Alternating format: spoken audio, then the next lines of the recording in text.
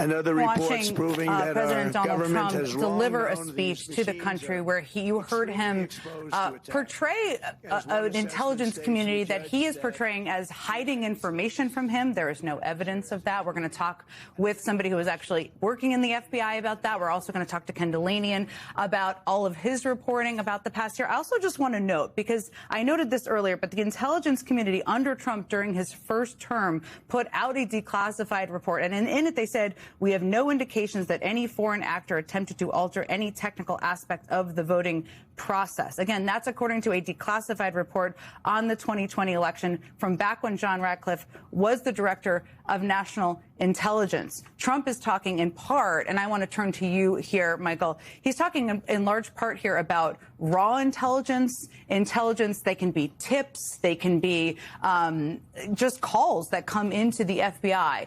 A lot of those are just thrown out, thousands of them, even on a daily basis. Explain to people watching who just heard him kind of portray a universe where the intelligence community is hiding information from him, how this actually works, why raw intelligence wouldn't be even presented to a candidate or put out publicly. Yeah, so the intelligence community collects easily hundreds of thousands of data points any given day. They collect it from human spies. They collect it from signals intelligence. They collect it from electronic signatures and environmental variables in any given geographic area. And a lot of what they get turns out not to be true. So if I call the CIA or I call the FBI with a tip, there is a record, a documentation of what I said. But that doesn't mean it's been verified. That doesn't mean it's been analyzed. And most importantly, that doesn't mean that it's true. So what we could be seeing happening here is essentially they take all the conspiracy theories that made their way to the intelligence community, were looked at, vetted, found wanting, and therefore jettisoned, and they're declassifying those, but potentially not declassifying the information that disproves it. And we're really at a point where, because of the nature of the individuals heading these agencies, we can't take their words at face value anymore. And to the extent that he's alleging a deep state cover-up, it's really important to note every single thing he is describing happened during his first administration. So if the intelligence community was against him, which I don't believe, having worked in it at the time, and if people were obfuscating what was actually going on or selectively editing the president's daily brief, those were the people he picked and put into power. So unless he's going to start blaming his own appointees instead of the career professionals who did their job like apolitical patriots every day of their careers, there's no reason we should take anything he's saying right now seriously. He also said something, and this struck you, I knew, Ken, when we were watching here together, about access to voter files. Now, I worked in politics long enough to know you can buy voter files. That's what state parties do, and it works differently in every state. But talk to me about your reaction to that, because he made it seem, again, like it was a big conspiracy, and we're here to kind of break down all of the BS around that. 100%. And that goes to what he's trying to do here. He's creating this perception that there's this deep state conspiracy, so that even if some of the things he said were true, they don't mean what he's saying they mean. And for example, this issue, he's told us that the Chinese have obtained 220 million U.S. voter files in 18 states, either bought, stolen, or hacked. But as you just said, a lot of these voter rolls are available for download. They're not secret records. Just because you obtain a voter record doesn't mean that you've hacked into an election system or changed the result of an election or are in a position to commit voter fraud. What the Chinese are doing, as Michael knows but probably can't talk about, with this information, they for years have been gathering personal information on Americans. Remember, they hacked into the federal personnel database years ago. They've hacked into health insurance companies.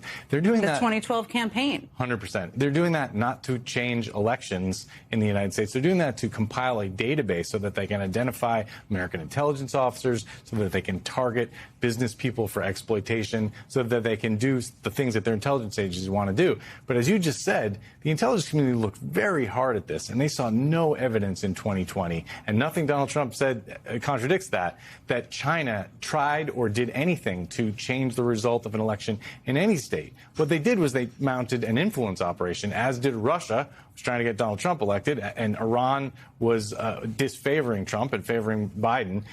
China, this report said, was relatively neutral, may have leaned against Trump in some instances, but they've been doing that for years. They're doing that right now. That's not the same as changing votes or hacking into voting machines. This is also part of, this speech is not happening in a vacuum. I think everybody watching knows that. It's a part of ongoing efforts here to poke questions into our voting system, to put questions into how the systems have operated in the past.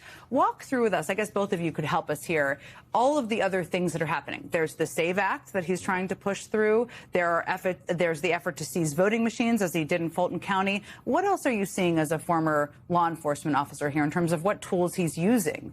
So the biggest thing that alarms me was a statement that Todd Blanche made some weeks ago in public, on the record, where he said he saw no problem with armed federal agents, in particular ICE, being at polling places. That is against the law. When I was carrying a badge and a gun on behalf of the United States, we were warned every 2 years, do not display anything identifying yourself as a federal law enforcement agent, even when you go vote in your personal capacity. There is such an noxious history of law enforcement being used to suppress votes during the Reconstruction and Jim Crow eras that eventually a statute was enacted preventing us from being anywhere near a polling place. The fact that Todd Blanche misstated the law to the American public in an effort to allow armed agents to be at polling places is really alarming to me, because aside from voter intimidation, I fail to see what legitimate purpose they could serve. And of course, you can. Well, the other major thing that's going on is this massive FBI investigation that you referenced, where they seized the ballots and 600 boxes of voting records in Fulton County. And now, as I reported recently, Kash Patel has ordered a surge of FBI analysts to do records checks in this case. And he set a deadline of the 17th of July. We don't know why he set that deadline. We don't know exactly what these people are doing. There's been reporting that they're trying to do signature matching. It looks like they're on the hunt for anything they can say about fraud in that election. If one or two non-citizens voted in Georgia, but nobody thinks that there was meaningful fraud such that would change 12,000 votes, and that was the margin in that race. And Republicans in that state investigated this many times over, and they found no evidence of that. And yet here you have the FBI devoted to that. And to me, that's not really about 2020. That's not changing. That's about sowing doubt in American elections going forward, and that's what he's doing tonight. Certainly a big part of it. I just want to bring Chris in, because Chris has been listening to this while we've all been talking about what we just heard. Chris, thank you for listening to it, first of all. What have you heard over the last, I guess, 10 minutes or so since we called out of that speech that's disturbing to you? What stuck out to you? Well, it got worse. I mean, in a little bit, it's a little bit like trying to argue with like a raving crazy person standing naked next to you on the subway claiming they're Jesus Christ, that they're not actually Jesus Christ. Like, well, you know, Jesus Christ was born 2,000 years ago and you're standing like it's so off the table of what is, you know, plausible, rational. But one of the really insidious sections right after we got out is him basically saying, essentially, I'm paraphrasing here, that a whole bunch of foreign entities, Iran, China, I think North Korea, have the ability, the capability of essentially a mass hack of the voter system to change over votes. Now, my understanding is that that's just completely not true, that there is no assessment of that. I'm not an expert in cybersecurity, but what's insidious about that, right, is he's creating the rationale to claim a loss is the result of some hack, right? That's very clearly what this is about, right? So he's trying to undermine confidence in the system. He's trying to create some sense that there's vulnerabilities there so that in the future, a loss, he can say, was the result of this nefarious foreign actor. And it's very clear that that's what that section of the speech is trying to do.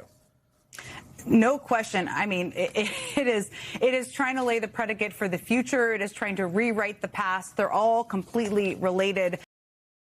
So he started off in a typically perverse Trumpian way with a typically deeply sick Trump statement. He actually said the words, and he was reading this from a teleprompter. We had transgender for everybody. So I guess that was what, Donald Trump's way of coming out as transgender? Because everybody means the guy who's saying it. But that's the sentence that was put in the teleprompter for him by the deeply sick people who work in the White House who pumped that stuff into his teleprompter. He was talking about the state of the world as he found it when he became president. And he said, we had transgender for everybody. That was right at the beginning of his speech. This obsession that he has with transgender issues and transgender people. And suddenly, all 300 million people in America were suddenly in this demented man's hallucination, transgender. And then what? He got us all back to whatever gender he thinks we were before. He got to be, it is so deeply sick. Every single beat of this speech is deeply, deeply sick. A deeply sick delivery by a deeply sick person. He said this lie that everyone knows is a lie, written for him in the teleprompter. It wasn't an ad lib. He said, now we pay the lowest price for prescription drugs anywhere in the world. He put that lie, had that lie written into his teleprompter, and that's how he began his speech. And it began as what seemed like a State of the Union address. Halfway through the year, just a State of the Union address. These are all the wonderful things I've done with this presidency, including we won in Venezuela and we are winning big in Iran. That was there. That was right there in the beginning of his presentation tonight, which was really, as I told Jen, about simply getting to the point where he could make his pitch for this bill that is never going to pass the United States Senate. And Republican senators have said they will never pass the bill. And that's what he was out there doing tonight, talking repeatedly about what he called cheating and interference in our elections. And there is no American who has tried to cheat and interfere in our election in a bigger way than Donald Trump himself, who was indicted for it. He was indicted for his cheating and interference in Georgia. He was indicted for his cheating and interference in a federal indictment. That's who's up there giving this speech tonight about cheating and interference in our elections and talking about how foreign countries possess voter information, which by now everyone has already talked about, and as Jen covered in the last hour, is publicly available information. You don't have to hack anything to get that information. And it just goes on, talking about these documents, talking about a voter registration investigation in Michigan. We'll get Senator Slotkin's reaction to that, what he had to say about that. And it all came down to this moment of just trying to get to pass this bill of his that he wants to pass. And that's really what it was all about. It was an utterly ridiculous thing from start to finish. The networks who refused to cover it did exactly the right thing. And of course, they got their license, their broadcast licenses threatened tonight by Donald Trump for doing exactly the right thing in refusing to air his stream of madness. And so here we are. After Mitch McConnell issued a proof of life photograph earlier this week, Donald Trump delivered a proof of dementia video tonight, 25 minutes of it. Election dementia, anyway, at minimum election dementia. Because Donald Trump's pathological lying and screaming outright insanity on this subject year in and year out has become so easily predictable. Careful clinicians studying this patient, Trump, like Georgia Senator Jon Ossoff, were able to tell us 9 hours before the event what was going to happen tonight. Here's what's going to happen tonight.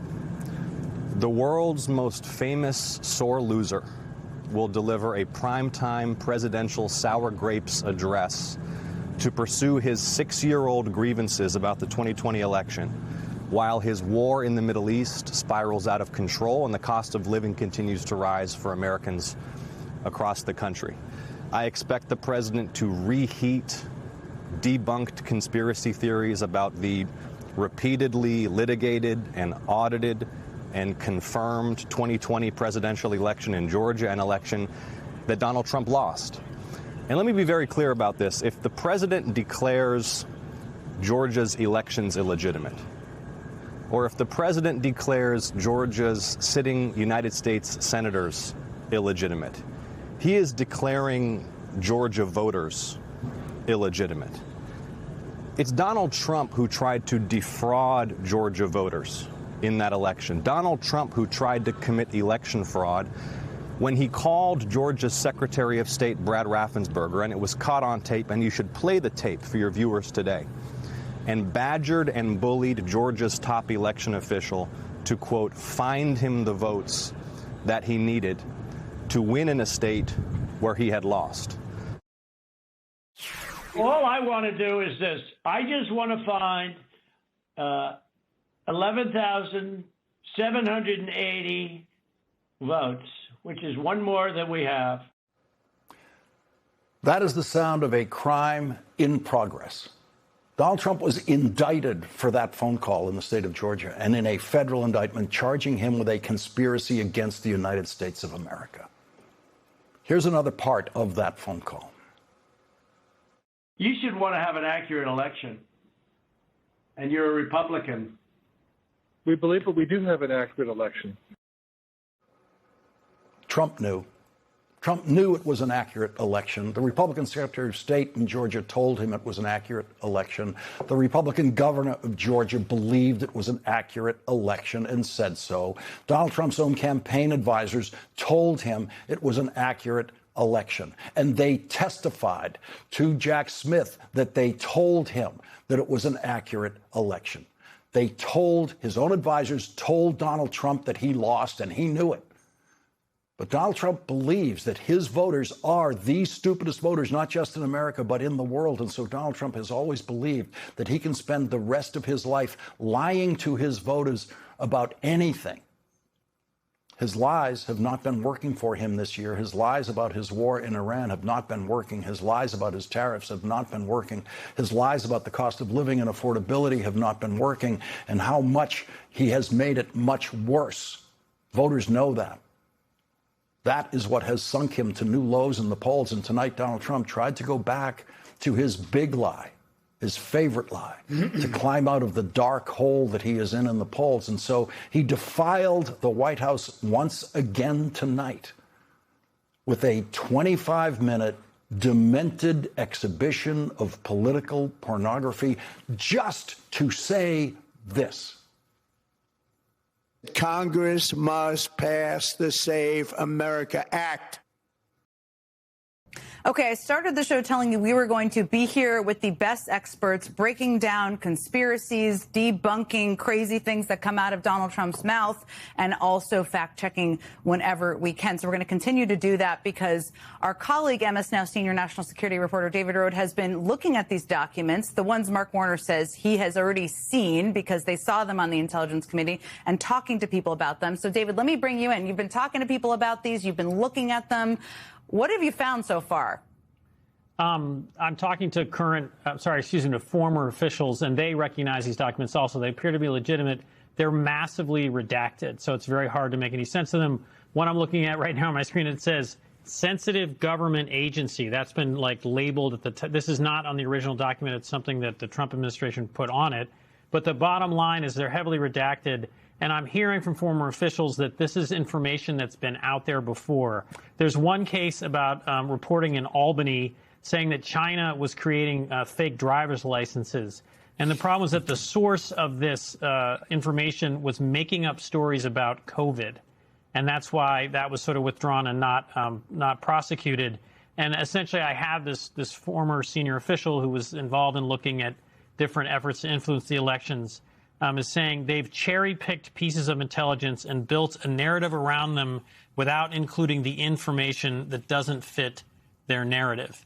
And many of these other documents are just routine emails.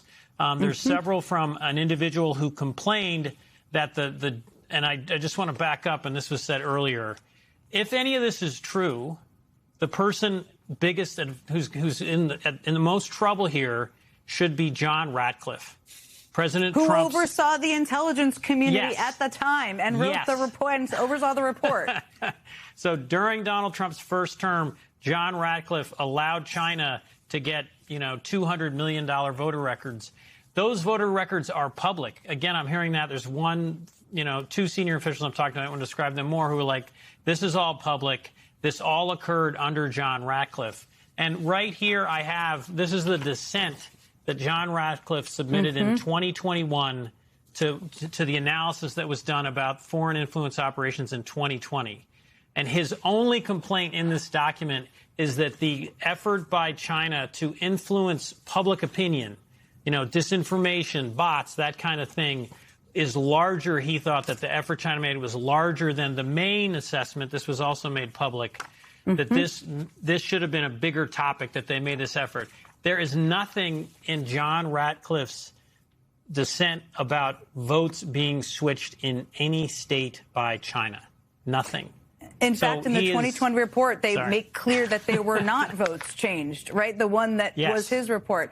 I just wanted to mention one thing that you just mentioned, which in case people are following the story, is this conspiracy about driver's licenses, because this was a Kash Patel favorite a year ago, this conspiracy that there were these Chinese driver's license, or the Chinese were trying to give people fake driver's licenses, and their theory was to vote. But really, I think, and Ken did some of the reporting on this was for people who were under the age of 21, and some of them, there were a couple of strands. So there were some, drivers' fake IDs seized in customs places and borders around the country, and the FBI report tried to link those with this information from this source that, as David said, was discredited, and those were actually driver's licenses meant for teenagers who were trying to get into bars. Yeah. And this report was withdrawn by very senior officials at the time because they deemed it not credible. And guess what? The Trump administration fired all the people who did that for that reason. Congressman Hyams, thank you very much for joining us tonight. I just want to let you go on your reaction to everything he said that is in your jurisdiction in the Intelligence Committee.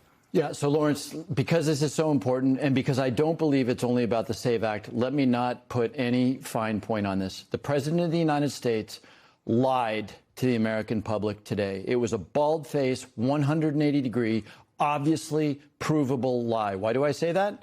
I have reviewed all of the intelligence that the president supposedly declassified, and there is absolutely nothing in that intelligence which that substantiates what he was saying. That Venezuela was doing this, that Russia and China was doing this. The conclusion of the intelligence community under Director of National Intelligence John Ratcliffe, his guy who's at CIA right now, was that there was no meddling. You can look at it. This is a public report. There was no meddling in the meddling meaning interference, no screwing around with vote totals, with voter lists, with machines, etc. Yes, Russia wanted to reelect Donald Trump. That is in there, too. And yes, Iran didn't want Donald Trump to win. And so they put out propaganda. They put out misinformation. But there is nothing in the record to suggest that anything that the president said tonight was true. And the reason I'm animated about this, by the way, for anybody out there who thinks that this is an MS Now, Lawrence O'Donnell Democrat talking, I want you to go to whitehouse.gov and I want you to open up the section on China. I've reviewed every single one of those documents, but you can't do that. And the reason you can't do that, and do it right now, and you will see that every single one of those China documents is almost entirely redacted. It is black line after black line after black. You can't read anything. There's individual words. There's maybe 20 words in 30 documents. By the way, if those documents did anything to prove the president's case, do you think they'd be redacted? No. You would have more than 12 words. Look at the Venezuela report. Please go to whitehouse.gov right now and look at the Venezuela report. And what you will see is an old report that says, hey, Maduro and Chavez before him, they wanted to influence, here's the key word, Venezuela elections. Right. But the president of the United States says, look, Venezuela wanted to influence elections. And so what the president did tonight was lie. And the issue I'm going to take with you, Lawrence, is that, yes, maybe it's partly about the SAVE Act, which is a ridiculous solution to a problem that does not exist. Foreigners do not vote in U.S. elections. That's the facts. But what worries me, and the reason you hear some emotion and some passion right now, is because here's the scenario. Election day is going poorly. Jon Ossoff has been clearly reelected. In Michigan, a Democratic senator has. So the House of Representatives is about to change hands to a Democratic majority and maybe even the Senate. And what do you think happens?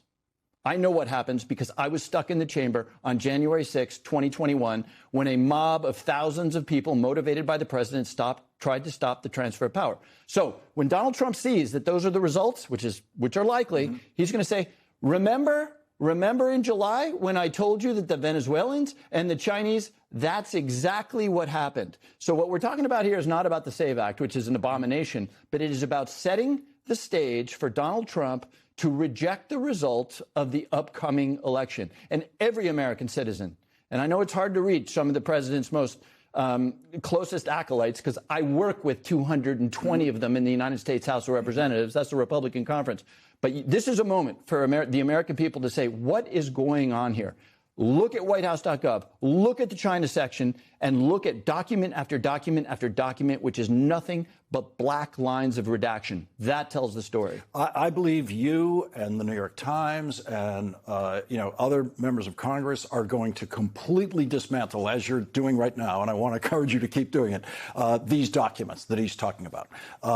But take me to this other point. Take me to that election. Now we're after the election. In the scenario you just came up with, we're counting votes in Georgia, and you said Donald Trump will reject the election. And do what? Here's what happens. Senator Ossoff, who you just had on tape there, has clearly won. Yeah. We know how the president feels about Georgia. You ran the clip. When he lost Georgia, did he concede? No. He called up Brad Raffensperger, Republican Secretary of State, find me 11,000 votes. Clearly corrupt. No one can look at that and say that's anything other than criminal, but also corrupt. Right. So when Jon Ossoff wins, this is just one example. And remember, there's a Senate race in Michigan. There's a Senate race in North Carolina. Donald Trump looks at that and he says, my people in Venezuela, because remember, Donald Trump and Marco Rubio are running Venezuela, have found secret intelligence that shows that in Caracas, Maduro's cousin manipulated voting machines in Georgia. This is how this happens. This is how American democracy goes away. Now, a lot of people know me. I've been in this position for some period of time. I'm not an alarmist. In fact, I get a lot of guff for being a little overly optimistic and overly calm. But understand what happened tonight. The president was setting the context. He was setting the basis for him to turn around at midnight on Election Day and say, I warned you. I warned you back in July that the Chinese were doing XYZ and the Venezuelans were doing XYZ and all this terrible stuff. It happened tonight. I am deploying federal officers from the Department of Homeland Security to 7 states. They will be seizing ballot boxes in those states because we know that lots of undocumented aliens voted in those things. So we are seizing ballot boxes. Now, Lawrence O'Donnell, what happens when all of a sudden we've lost the chain of custody of 70 ballot boxes in critical? That is the moment in which American democracy dies. Make no mistake. What happened tonight? What's the defense against that? The defense against that is what I'm trying to do tonight, which is that the American people need to understand, as much as you may love Donald Trump, as much as you may hate the Democrats, there is something that we care about more than our party affiliation, and that is the preservation of our democracy. And part of the energy you're hearing from me tonight is the fact that I was one of the last people out of the chamber of the House of Representatives on January 6, 2021. I saw our democracy come this close to ending. And the energy you're hearing from me tonight is that I see the path. And this is the moment for every American to go to whitehouse.gov, as the president asked you to do, to look at the China section, to read the report. By the way, John Radcliffe, old friend of mine, runs the CIA right now, right? Old friend of mine, current friend of mine. Please read his statement. Read his statement on Twitter. It says, we provided documents. Every American should look at those documents. Nowhere in John Radcliffe, the president's guy running the CIA, in his statement does it say, and I agree with everything the president said tonight. You know why it doesn't say that? Because he doesn't. There are now 110 days until the midterms, and tonight Donald Trump showed his hand. In a speech lasting nearly half an hour, he revived many of his old, debunked claims about an old election while largely ignoring the key issues that have been at the top of many American voters' minds. Trump ordered the immediate declassification of documents that he claims contain evidence of foreign interference in the 2020 election. He specifically accused China of acquiring hundreds of millions of voter files and alleged that members of the so-called deep state suppressed evidence of it. Over a period of years, starting during the 2020 election cycle, the People's Republic of China carried out what is believed to be the largest compromise of election data in history, resulting in China's illicit acquisition of 220 million U.S. voter files. Members of the deep state, very, very famous group of people, in many cases, in our intelligence agency work to actively suppress and downplay information about the extent of China's sinister election meddling. Trump and others in his orbit have actually been making some version of these same claims for years. Most of what we got tonight was a big nothing burger, more of the same. The voter data that Trump claims China acquired, names, addresses, phone numbers, political party preference, most of that can be easily retrieved online by most people. In some states, it is part of the public record. In others, it's commercially available for purchase, and there's no evidence to date that anything was hacked. The claim that this information was suppressed also doesn't hold up. All the way back in January of 2021, while Trump was still president, the intelligence community presented him with a report about its assessment of foreign threats to the 2020 election, and it concluded, quote, "We have no indications that any foreign actor attempted to alter any technical aspect of the voting process in the 2020 U.S. elections." Elsewhere, the documents actually undercut Trump's own narrative by noting ways that Russia tried to hurt Joe Biden in order to help Donald Trump. And none of Trump's other claims tonight are new. He just never found anything to support the outcome that he himself wants. In the weeks after the 2020 election, you may recall, Trump filed dozens of lawsuits across the country challenging the results of the presidential race that he unquestionably lost. He and his team of lawyers made every allegation possible. Fraudulent votes, rigged voting machines, irregularities with mail-in ballots. But they weren't able to prove any of it because there was no evidence to back up their claims. They lost in court more than 60 times, and now he is losing in the court of public opinion. In a new poll released today by the Washington Post and Ipsos, only 37% of Americans say that they approve of the job Trump is doing as president. 61% say that they disapprove. His poor marks are driven by deep dissatisfaction over his war of choice with Iran. Just 29% of Americans say that they approve of his handling of that war, while 69% disapprove. Meanwhile, his handling of the economy received 33% approval, and immigration, which, of course, was one of his top issues on the campaign trail, topped out at just 40%. There is a reason Trump is relaunching the big lie tonight as we close in on 100 days to the midterms. Trump sees the writing on the wall. The possibility that his party could lose control of not one, but maybe two chambers of Congress, it doesn't look like he can win on policy or even on good old-fashioned campaign messaging, so he's turning to voter suppression and lies to try to rig the game. And he's not even really hiding it at this point.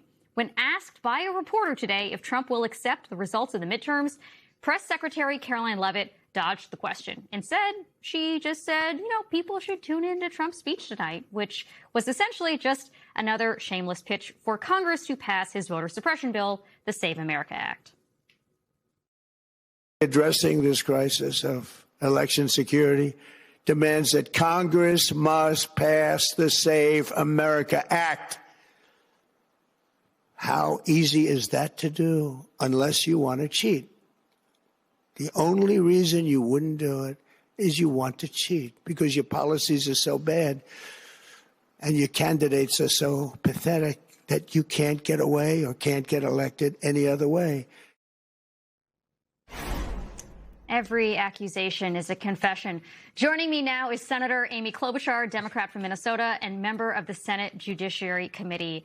Senator, the president has been hyping up this speech for days, but it played a lot like a rehash of the same debunked lies he has been presenting for the past 6 years, and seemed to be in service of pushing a voter suppression bill that his own party has told him repeatedly doesn't have the votes to pass in the Senate. What were your top-line takeaways from this speech tonight?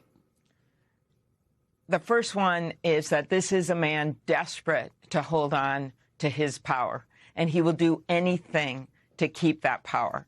And that's why, to me, when I watch that thing, I think he is at it again. He is relitigating that last election that he lost. And instead of changing his policies, giving a speech about why health care premiums are skyrocketing because of his decision to not extend the tax credits on the Affordable Care Act plans, or why his tariffs have been such a disaster for farmers in Minnesota, for small businesses across the country, he chose, instead of chasing his policies, he chose to try to undermine the election because he wants to make people scared to vote, and he wants to, it almost to me as if he was inviting attacks on our election structure.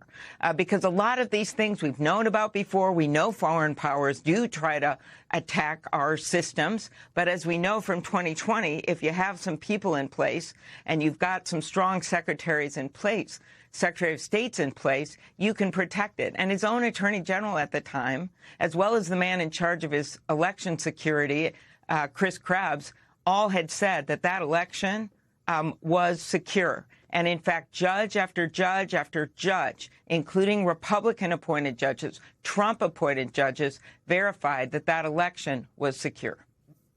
We've also been reading the documents tonight. I've been spending the last couple of hours going through them. And so far, you're impressive. I'm doing my best. I haven't gone through everything. But so far, they're pretty underwhelming, I would say. One of the documents released tonight says that China prefers that President Trump be defeated and had stepped up public rhetoric criticizing his administration, but also says Beijing did not intend to try to affect the election. And that same document brings up Russian involvement to help Trump. I'll quote you from some of it. We assess that Russia is using a range of measures primarily to denigrate former Vice President Biden and what it sees as an anti-Russia establishment. For example, it is directing or encouraging proxies to spread claims about Vice President Biden.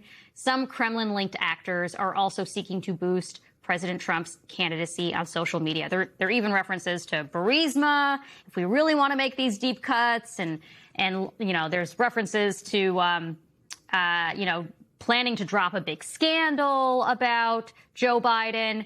Doesn't all of this cut against Trump's claims that foreign interference is the reason why he was not in the White House come 2021 to 2024? Of course it does. And my guess is he didn't really look at all those documents.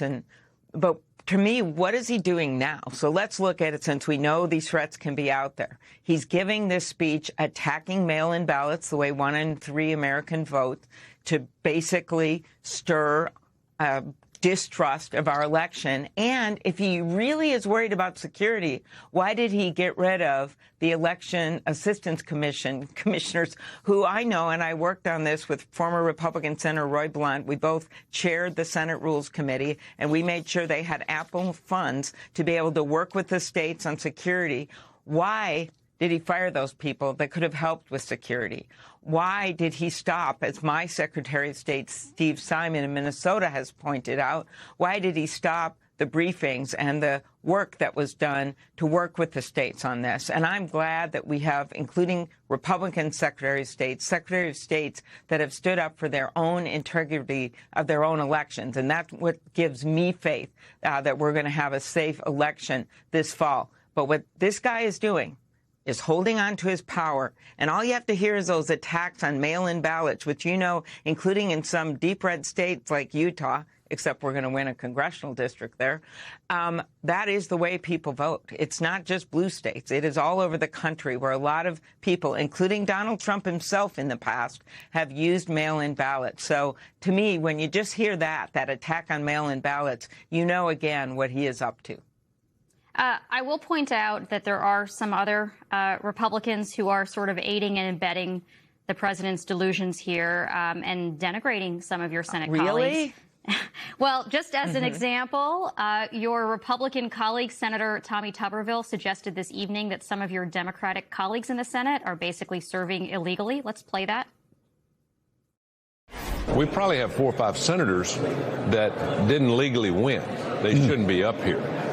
And it's just unfortunate that that's happened. He's not alone. Senator Cynthia Lummis has suggested basically the same thing. I mean, isn't there some sort of like decorum rule in the Senate where you're not supposed to denigrate your colleagues, much less suggest that they are serving illegally?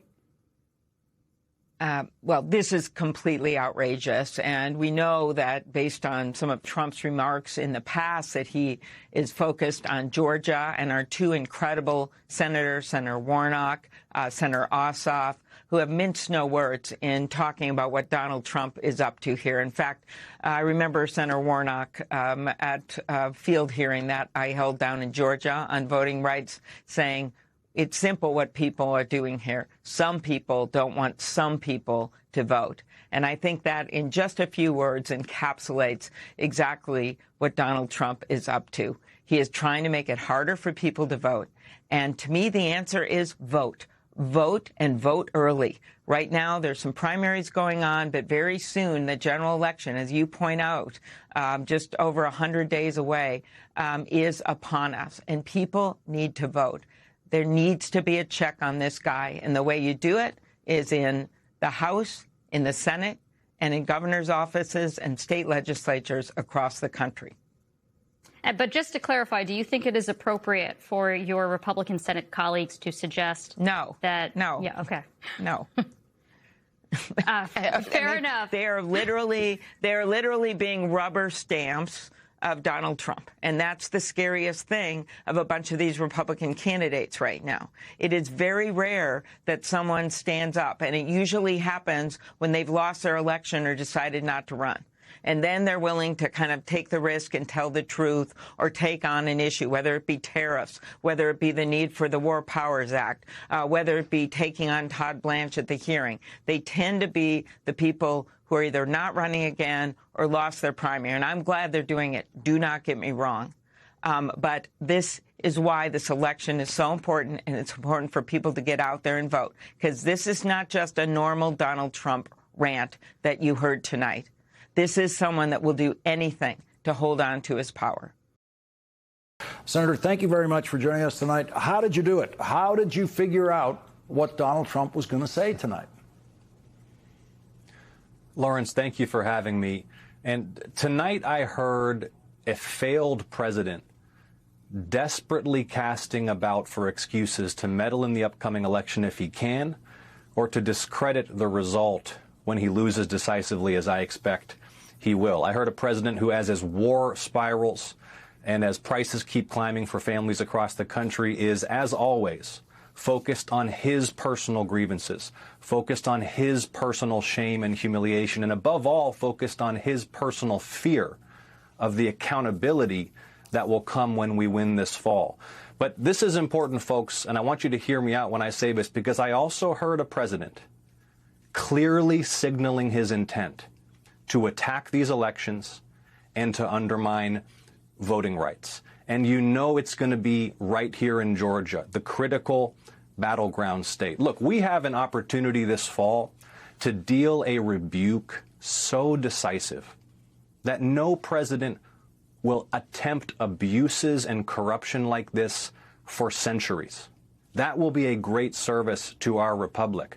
But he is signaling his plans to come right here to Georgia, attack the election and undermine voting rights. And I'm asking folks to take action right now. Grab your phone, grab your laptop, go to electjon.com, answer the president tonight overwhelmingly. Do this thing, chip in, join our team, help us get out the vote and protect voting rights. You told reporters today at the Capitol, reminded everyone, all of us, about Donald Trump's criminal phone call to the Secretary of State of Georgia asking for more votes. And you told us we should play that, which we did in this hour. It's how we began our coverage tonight, was to hear Donald Trump's voice once again committing that federal and state election crime of calling and saying to the Republican Georgia Secretary of State, I just want to find 11,780 votes. And every time you hear it, you're hearing the person who tried for the biggest cheating and interference in presidential elections in history. And there he was trying to preach against tonight. And he used this phrase, cheating and interference. Well, that's right. He tried to steal the presidency when he lost it the first time. And that's why we can't be complacent. That's why we cannot dismiss this threat to voting rights. He's making his intentions very clear. And Lawrence, it's not enough just to be alert to it. We have to take action right now. If the effect of the president's speech is that everybody tuned into this broadcast right now goes to electjohn.com and helps empower my team to do what we need to do to win in Georgia, then we're taking effective action to fight back. Jim Himes offered the scenario in your particular election earlier in this program tonight, that the vote, he's imagining a world in which the polls are closed, it's the election night, you're winning, the pattern is showing that you're winning, maybe even the networks are calling it for you at that point, and Donald Trump sends in federal agents to seize the ballots in Georgia.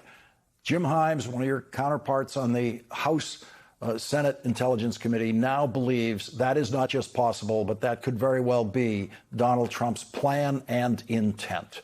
What could Georgia do about that? Look, I think we can't put anything past this man. He is depraved, he is amoral, and above all, he cares exclusively about himself. And that is why we need to win here in Georgia by overwhelming margins. We can leave nothing to chance. I want folks to know, though, that by attacking voting rights in Georgia, he is not deterring or intimidating anybody. He is galvanizing defiant determination to stand up to this president and to vote like Georgians have never voted before. But we have huge work ahead of us to mobilize the kind of massive, overwhelming turnout necessary to win decisively in this crucial battleground state.